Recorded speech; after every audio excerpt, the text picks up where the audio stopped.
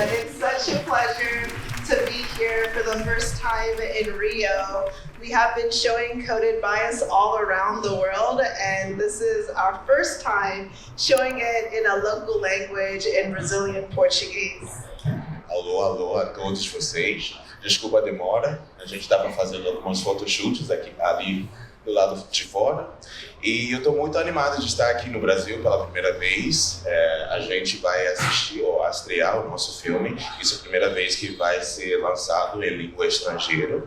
O filme Coded Bias, que a tradução seria preconceito codificado.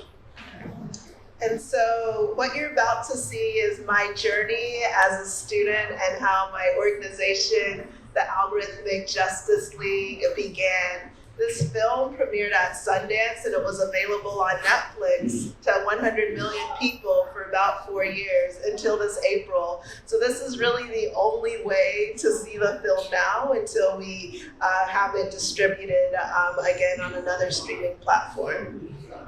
Então, esse filme vai mostrar a minha jornada como estudante na universidade e a minha organização,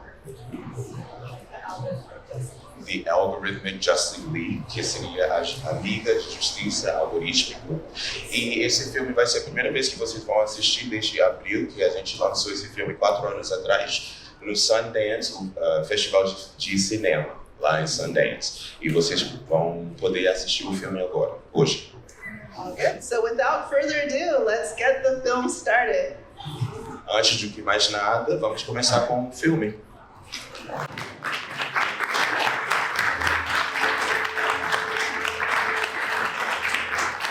Bom, obrigada a todo mundo que ficou para a exposição do filme. Agora a gente vai começar o debate. E antes disso, vamos ter a apresentação de dois dos organizadores do evento. A gente está aqui, então, a secretária e professora da UFRJ, Tatiana Roque, e a Carla, coordenadora do Núcleo de Aprendizagem aqui do Rio de Janeiro. Bom, gente, boa tarde. Antes de tudo, queria dar as boas-vindas à doutora Joy aqui. Welcome, Dr. Joy. It's a pleasure to have you here between us. E dizer que o filme ele vem numa hora muito apropriada aqui para a gente, porque é justamente o momento em que o Congresso Nacional, Our House, tá traduzindo para ela, né? É justamente o momento em que nosso Congresso Nacional está discutindo uma legislação que regulamenta a inteligência artificial. E esses problemas estão sendo debatidos. Já tem uma legislação que foi aprovada no Senado e agora está na Câmara dos Deputados. Então, é super importante para a gente ter instrumentos para debater, para pressionar, para que uma regulação realmente seja feita. Uma regulação que, na proposta que está lá no Congresso Nacional, é baseada na classificação dos riscos. E essa questão de banir qualquer sistema de classificação social, como o filme muito bem mostra, é um dos riscos que estão lá classificados como um dos maiores riscos. Então, é muito importante que a gente tenha essa consciência, que saiba o movimento que vocês estão liderando e que já teve frutos, já rendeu consequências em outros países, para a gente usar isso aqui também a nosso favor. Então, muito obrigada, vai nos ajudar muito no debate sobre a regulação de inteligência artificial aqui no Brasil. Obrigada. E no mais, só quero, além de dar as boas-vindas à doutora Joy, agradecer a Ana Célia Castro por ter nos acolhido tão bem aqui no nosso Colégio Brasileiro de Altos Estudos, e dizer que esse é o objetivo aqui do colégio, né, Ana? Que é fomentar sempre o debate e fazer com que os debates também tenham implicações políticas. Daí, eu, como secretária municipal de Ciência, Tecnologia e Inovação, ter ficado também tão feliz em acolher esse debate aqui no Rio de Janeiro. Obrigada.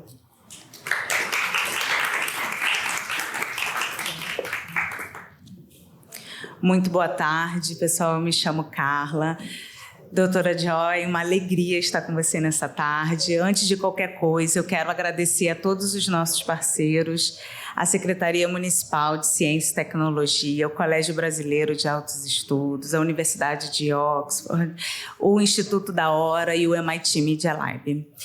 Eu represento o Núcleo Rio de Janeiro da Rede Brasileira de Aprendizagem Criativa, que é uma iniciativa do MIT para disseminar a aprendizagem criativa, que é uma abordagem pedagógica que inspira professores, gestores, educadores a repensar as suas práticas, imprimir cada vez mais criatividade, inovação e construir experiências de aprendizagem que possam ser muito significativas. Vocês encontram a gente lá no Instagram, é Aprendizagem Criativa Brasil, é o núcleo institucional da RIBAC. E RBAC, que é ribac.rj. Nós, hoje, eu acho que é um dia assim, super feliz, porque nesse ano a rede faz 10 anos e receber a doutora Joy para a gente falar de temáticas tão importantes que a gente trata no nosso núcleo. A gente realiza encontros mensais para falar justamente sobre o papel da criatividade para a ciência, tecnologia e transformação social. Então, hoje, nesse ano, né, com 10 anos de rede, receber a doutora Joy para a gente falar sobre essa temática tão cara a nós é uma grande alegria. Bom, espero que a gente tenha um debate maravilhoso e sejam muito bem-vindos. Muito obrigada, gente, pela presença. Bom, gente, eu vou falar em português, que a tradução está acontecendo. Eu tenho uma pergunta para começar, né, o debate, e vou pedir para as pessoas que têm perguntas já levantar a mão para a gente levar o microfone e vocês fazerem a pergunta em português também e devagar para poder dar tempo aí da tradução acontecer, ok? Bom, doutora Joy, como todo mundo já disse, eu tive a oportunidade de dizer também, é um prazer te receber aqui no Rio de Janeiro, na UFRJ, no momento que nós estamos debatendo a regulação de IA, né? E o texto foi aprovado no Senado, agora está na Câmara, em debate, o texto para ser votado. Ainda não foi votado. E, nesse momento, justamente a biometria facial, o reconhecimento facial, está em discussão se é um risco ou não para a população no Brasil. Né? No Maracanã, um dos maiores estádios do Brasil e do mundo, nós já temos reconhecimento facial para acessar todas as áreas. E você nos mostrou aqui no documentário, no seu trabalho, toda a experiência de engajar as pessoas e explicar os problemas de reconhecimento facial e os seus riscos, a ponto de você conseguir debater isso no Congresso. Nesse momento que nós estamos debatendo isso e perdendo, porque eles estão aprovando o uso do reconhecimento facial em diversos espaços, quais seriam as dicas que você viu ao longo do mundo nessas discussões que seria possível de tentar replicar aqui no Brasil? Got it. Thank you for that question. It is really important. And I actually was invited to go to a football game last night at the stadium. And then they told me, I was excited. I was like, yeah, let's go. Then they used facial recognition, which to me is like a 6-0 loss. So I had to say no. Então, primeiramente, muito obrigada pela sua pergunta. E falando nisso, falando de Maracanã, eu recebi um convite ontem, inclusive, para ir num jogo de futebol. E depois eles me falaram que tem reconhecimento facial. Eu fiquei pensando, logo agora sim. Mas... So I think what's important is sometimes people say, oh, does it matter if they have my face? It's going to make things more efficient. Like, it doesn't matter. And what I've seen is that sometimes you have to think not just about the individual, but the collective society. So, for example, in the United States, one of the ways we were effective, right, in actually getting laws to pass and so forth was giving examples of people who had been harmed by facial recognition. So people like Robert Williams, who was falsely misidentified and then falsely arrested in front of his 2 young daughters.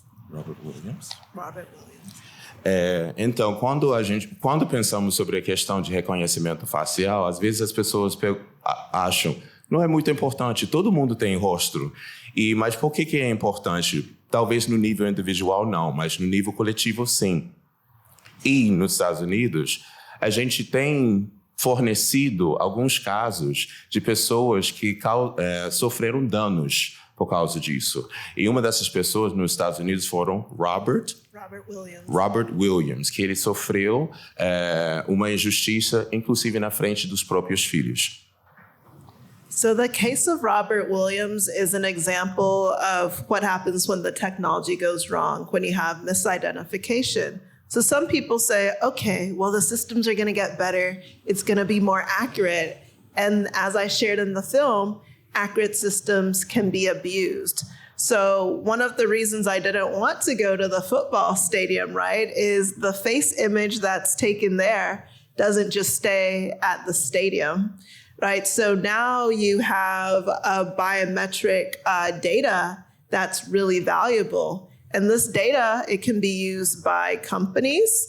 It can also be used by military. Think drones, think guns, think cameras, think facial recognition. And where will they be collecting those faces? It'll be at the stadium. It'll be at the airport. So it's also important to understand that it doesn't just stay in one place of collection. Então, esse caso do Robert Williams, é muito importante entender esse caso, porque isso demonstra o que acontece nesses sistemas, que na verdade muitas vezes eles não são tão precisos.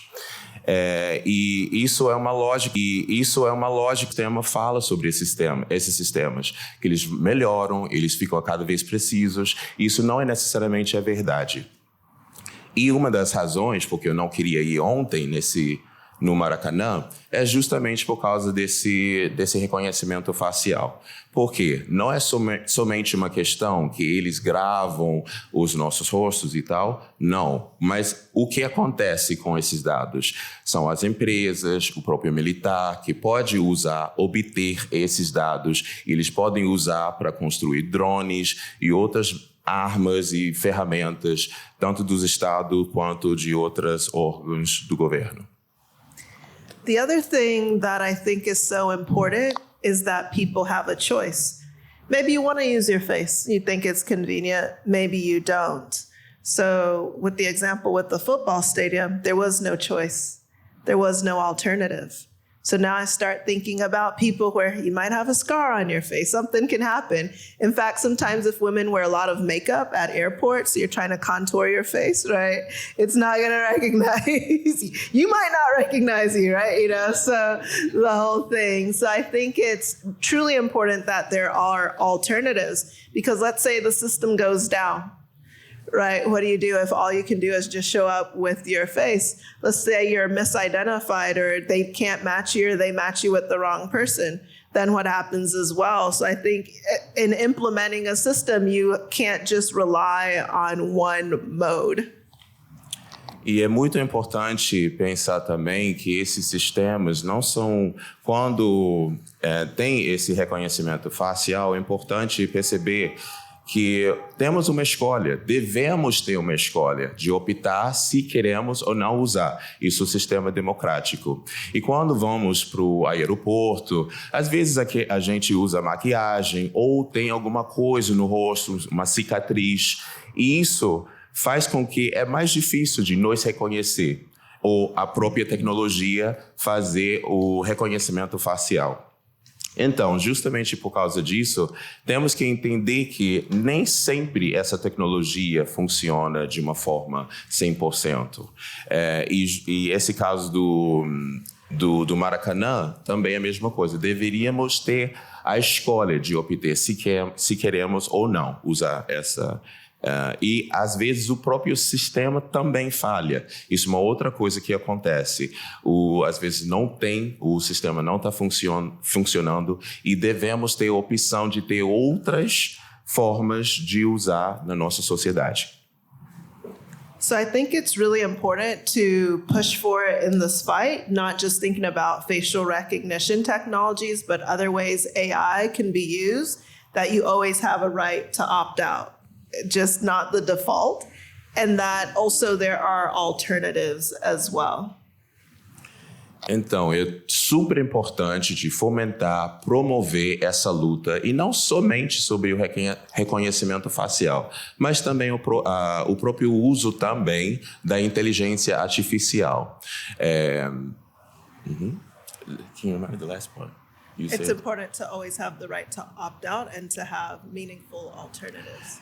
Porque é muito importante de ter uma opção de não usar e ter outras opções que são significativas e boas.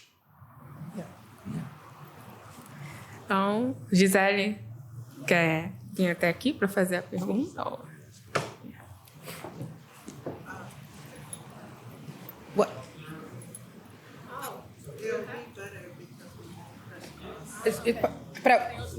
Até?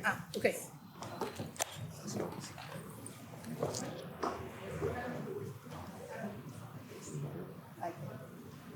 Dá para ela ouvir? Dali? My name is Giselle. It's an honor to have you with us today. Ok, em português, né? Desculpa. Meu nome é Gisele, é uma honra ter você aqui com a gente hoje, doutora Joy.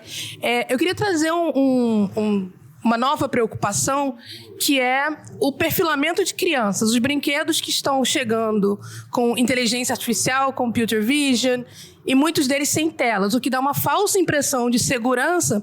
Mas esse perfilamento, esse profiling, ele acaba sendo ainda mais perigoso, porque você não tem opção, muitas vezes, essas crianças e jovens, né, juventudes, não têm essa opção de opt-out, porque esses brinquedos são fofos, são bonitinhos, e muitas escolas, inclusive, incorporam esses brinquedos dentro da sala de aula como uma opção de companheiro de IA. Queria entender um pouquinho da sua opinião sobre como a gente pode trazer também esse tipo de cuidado, esse tipo de regulamentação, para que esses brinquedos eles não virem uma nova forma de opressão, principalmente porque eles trazem, né, ChatGPT, enfim, todas essas techs sem nenhum tipo de recomendação, o que às vezes passa despercebido pelos pais, pelas escolas.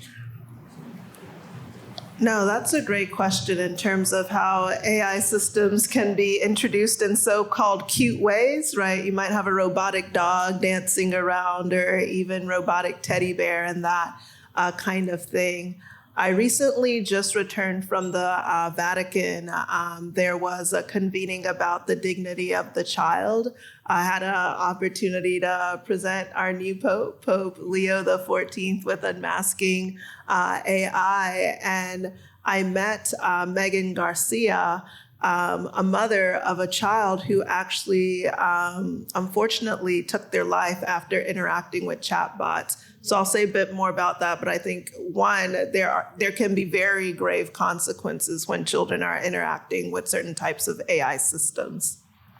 Então, essa pergunta sua foi muito boa, muito pertinente, e é interessante, é importante falar sobre isso. Eu tive uma oportunidade no Vaticano falar com o novo Papa, Leo. Houve uma convocação, uma reunião, e nesse mesmo evento teve uma mulher. Pode me lembrar o nome da mother? Megan Garcia. A Megan Garcia, que infelizmente ela perdeu o filho dela por causa dessa tecnologia. A criança perdeu a vida. É muito importante lembrar, antes ela estava comentando também, essa tecnologia é muito perigosa justamente por causa da fofura. Esses brinquedos são muito fofos e às vezes realmente não percebemos como poderiam ser danosos. And so I think it's so important we're very careful about the AI natives, right? The next generation where AI is going to be something they're familiar with since they're here, and here. And one of the most dangerous things is when we present AI systems as companions. Right. And so that's why I brought up that example of Megan and her son. And so you can create an illusion, a very powerful illusion. You can be attached to a blankie or a teddy bear even before you have AI. Now you add this extra element on it. So I think we have to be extremely careful. And this is also one of the areas where I think because you might say, okay, maybe we can't impact the legislation at the federal level or across the entire country, but can you start in your school? Can you start in your household, right? Can you start in your school district and really start asking, as parents, do we want this? Are there other ways we can introduce our kids to AI and that doesn't require this level of exposure? Então, temos que ter muito cuidado também em apresentar essas tecnologias para essas crianças e temos que pensar se temos outras formas, porque antes de apresentar inteligência artificial, tem ursinhos, tem brinquedos, tem outras coisas que a criança pode brincar, mesmo antes dessas tecnologias. E temos que pensar igualmente, antes talvez pensamos que não temos a capacidade de mudar as leis no nível federal ou nacional, mas podemos pensar sobre a sala de aula, a nossa própria casa e outras formas de mudar um pouco a interação com as crianças com esses sistemas de IA. And the final piece I'll add to that is thinking about the data. So oftentimes when AI systems are introduced into the classroom, introduced into toys and things like that, you don't know where that data is going. There's a famous case from the United States where I want to say it was Amazon Alexa was in people's homes. And it was supposed to be AI, but it's not always AI. It was actually people listening on the other line. And they were finding that they were recording conversations of people's children. And they got sued around that as well. So you have to be really careful about having essentially surveillance devices disguised as toys. Uhum. E é muito importante entender essas tecnologias também quando entram nas nossas casas, porque teve um caso que eu acho que foi da Amazon Alexa, que essa tecnologia desse brinquedo, dessa criança, parecia um jogo, uma coisa para criança, mas na verdade, do outro lado da linha, houve pessoas que estavam escutando a criança e gravando essas conversas. Então, a questão é o seguinte, esses dados, qual é o uso desses dados que essas empresas usam ou obtêm dessas crianças ou das próprias casas das pessoas? Thank you. Obrigada. Obrigada. Mais perguntas, gente? Aqui, professora. Bom, assim melhorou? Está melhorando? Bom, a minha voz é de professora, então eu consigo falar. Eu queria trazer aqui uma reflexão talvez um pouco diferente, porque, como você, eu tenho muita preocupação com a questão da inteligência artificial. Porém, a inteligência artificial é uma realidade que nos toca, né? Que nós estamos diante dela. Ela realmente invadiu muitos espaços e toda a questão que eu trabalho com cenários, né? Eu trabalho com futuros. Então, toda a questão na cenarização é pensar alternativas e construir cenários a partir da ideia de uma IA, de uma inteligência artificial para o bem comum, de um lado, e uma inteligência artificial pelo interesse de poucos.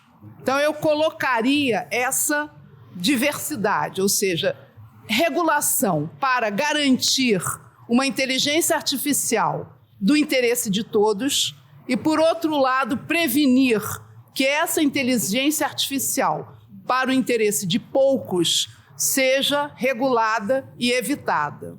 Isso se dá em vários campos, por exemplo, no campo das mudanças climáticas, em que você pode ter benefícios em relação à IA e pensar em cenários disruptivos, em cenários que nós não queremos, que possam eventualmente ser evitados. Bom, isso é uma consideração. Vou fazer uma segunda consideração. Eu tenho eu vou à China todo ano, porque nós temos um curso na China que se chama Seminário Executivo.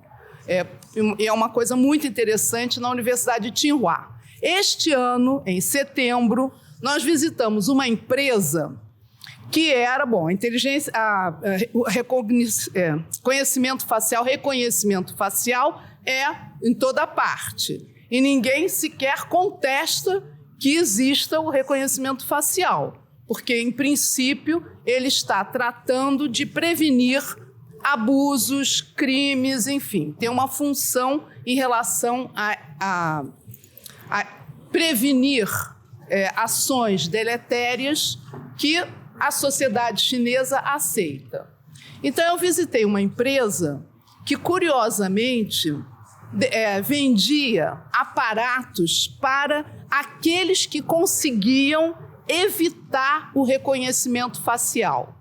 Então, eles mostravam roupas e que a pessoa passava em frente da máquina de reconhecimento facial e não era reconhecido. Então, essa empresa, ao contrário, faz a segurança contra o não reconhecimento facial. Ou seja, naqueles casos em que um criminoso ou uma pessoa de má fé vai se colocar para não ser reconhecida. É uma empresa de segurança, eu esqueci o nome, infelizmente. Uma empresa de segurança que justamente previne as questões de mau uso, né, impedem o reconhecimento facial justamente quando essas pessoas querem, por exemplo, fazer uma ação criminosa, né? Então, o que eu quero dizer em síntese é o seguinte, é que realmente a inteligência artificial está aqui e é muito difícil que a gente mude esse curso.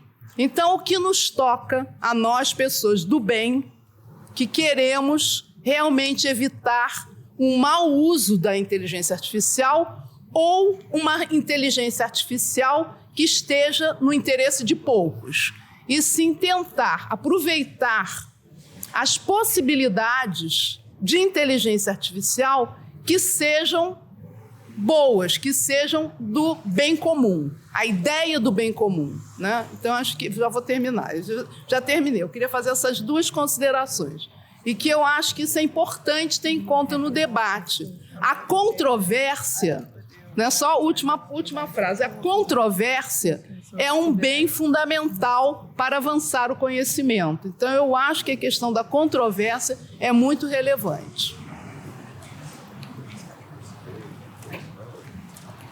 Yes, I think we're on the same page, right? We want AI systems that work well for everyone. Who does everyone actually mean? Oftentimes, and I write about it in Unmasking AI, everyone tends to be the most privileged. The narrative of universality tends to paint a very broad picture. So I always question, and this is what I was questioning with the big tech companies, with Amazon, with Microsoft, all of that. They said their systems worked with everyone, but they only tested it on a few. So if we're saying that artificial intelligence is here and it works on everyone, but you go to the hospital and they're using AI systems and it wasn't trained on women's data, right? All of the benefits that we would hope to have, right, we don't actually get. So I think sometimes when people see the film and so forth, it's not anti-AI. It's saying we can do so much better. Like we are so on the floor, right? When cars were introduced, there weren't seatbelts. People died. You know, there weren't traffic lights. There weren't driver's licenses. Adding those things didn't stop transportation systems from happening, but it made it better, you know, for society. So I'm asking, how do we do it better? How do we do it where we're not, where we're aware? And I think sometimes in the interest of saying we want the benefits and so forth, it's like, take time, right? Take time to make sure we're actually getting the benefits instead of sending parachutes with holes.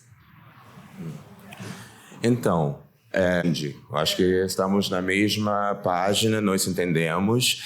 Quando falamos sobre todo mundo, quem é esse todo mundo? Porque muitas vezes essas empresas falam que serve todo mundo, mas quem é esse sujeito universal? E às vezes esse sujeito universal é realmente uma figura na sociedade. E isso, na verdade, é o que eu falo no filme. Porque, na verdade, não é anti-inteligência artificial. Isso é meu grande problema, na verdade, com essas empresas de tecnologia, Amazon, Facebook, Google e tal, é que estamos na fase inicial dessa tecnologia. Vemos muitos casos, por exemplo, em hospitais que não usam certa informação ou dados das mulheres, e essas pessoas são totalmente excluídas desse âmbito. E temos que pensar nessa questão, quem é esse sujeito universal? E outra coisa, quando pensamos sobre inteligência artificial, é importante saber, lembrar que estamos numa fase inicial. Por exemplo, o cinto do carro. Antigamente não usava o cinto, muitas pessoas morreram por causa disso. Entendemos que precisamos proteger essas pessoas e criar tecnologias ou ferramentas para proteger a vida dessas pessoas. A mesma coisa com a inteligência artificial. Isso que eu falo no meu livro.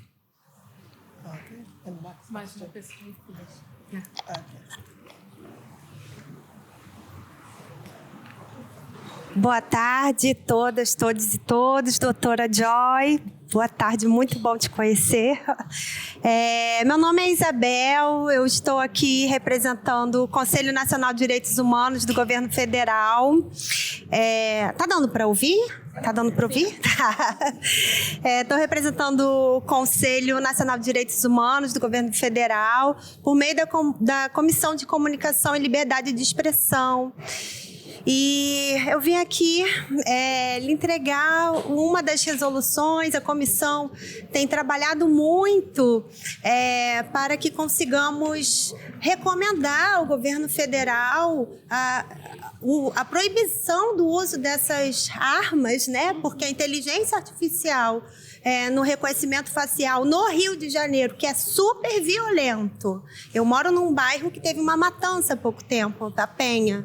Então, a gente tem questões já de drones sendo usados, enfim, pelas forças paralelas e oficiais, todas violentas. E há um constante trabalho do governo federal e por meio da Comissão de Comunicação e Liberdade de Expressão em criar as resoluções para que recomende ao governo que não haja compra desses equipamentos, dessas tecnologias, já que no nosso país não temos lei ainda também que regulamente-as.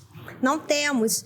E na brecha de não termos as leis, alguns estados e municípios adquirem esses equipamentos com o fim de algum fetiche eleitoreiro ou de continuar mantendo o controle dos corpos negros, que é a maioria da população do Brasil.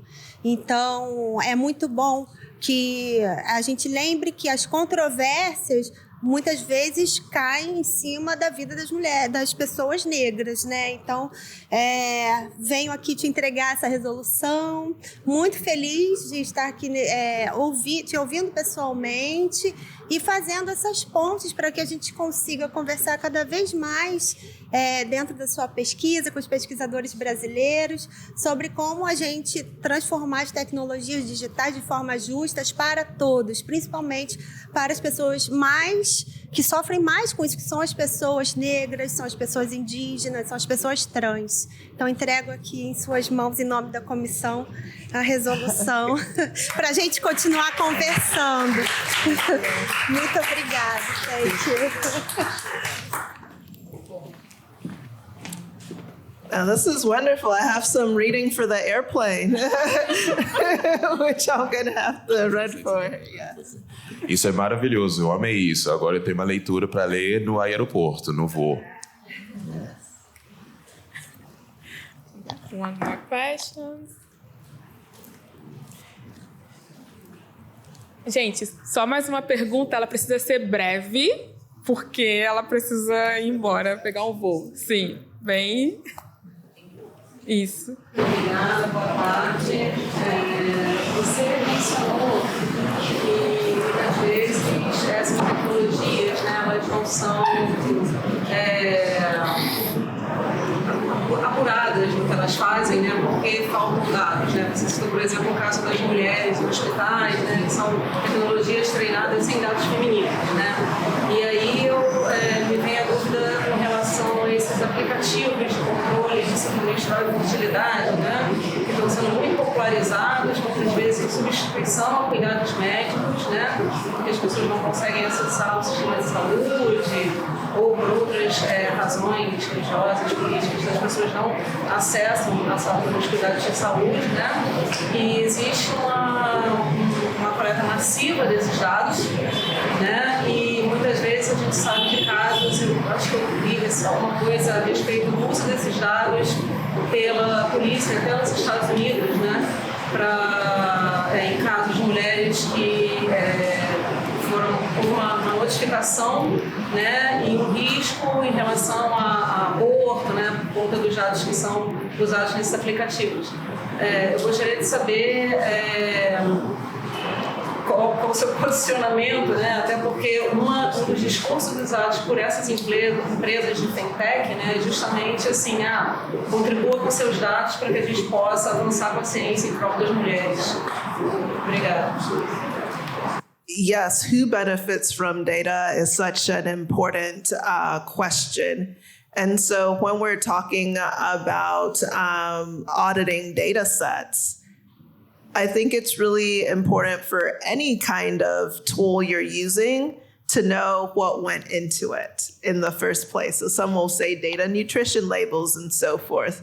Now, just like a data nutrition label, then you get to choose, do I want to use this or not? Similarly, you get to choose, do I want to give you my data or not? It's not just a collective thing. I'll stop there and then I'll add, yeah. Então, essa pergunta sua foi muito importante, porque realmente faltam muitos dados femininos e o uso desses aplicativos é muito interessante, porque como, por exemplo, esses rótulos de nutrição, por exemplo, temos que entender como esses dados foram obtidos e qual vai ser a finalidade desses dados. Que nem quando a gente lê a nutrição, a gente lê qualquer informação, a gente pode escolher, tem leis que colocam, isso tem determinadas coisas e você pode optar para usar ou não usar. On the tour, we just came back from Nairobi, and what was interesting was learning about other types of data licensing, right, where the actual community gets a benefit to it as well. So I think we have to rethink our relationship to data, and companies have set a paradigm where we get the data for free and we use it however, and we can push back against that, just only one design.